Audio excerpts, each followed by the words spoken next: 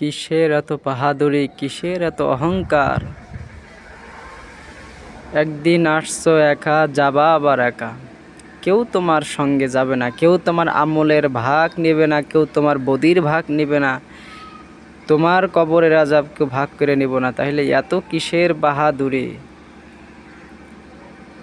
তুমি ভোর 5টা বাজে দুনিয়া থেকে বিদায় নেবা,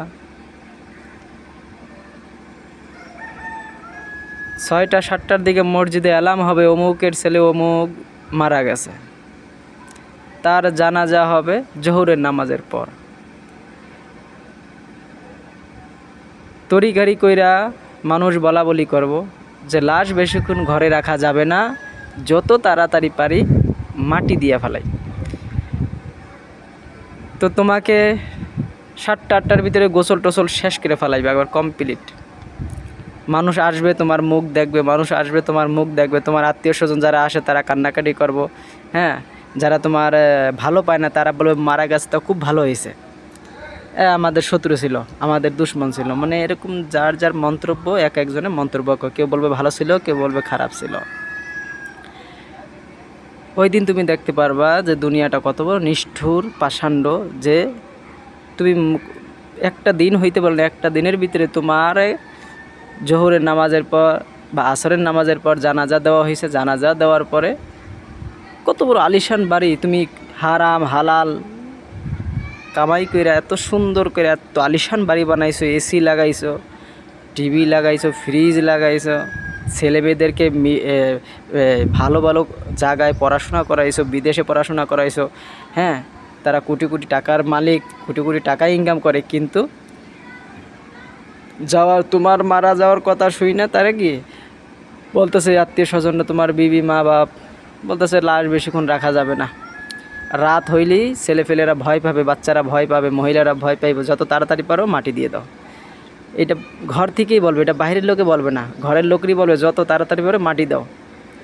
কত নিকৃষ্ট হয়ে গেছো তুমি তাদের কাছে, হ্যাঁ। আর যখন তুমি জীবিত ছিলা, যখন তোমার কাছে রুহ ছিল, তখন তুমি কত আপন ছিলা তাদের কাছে।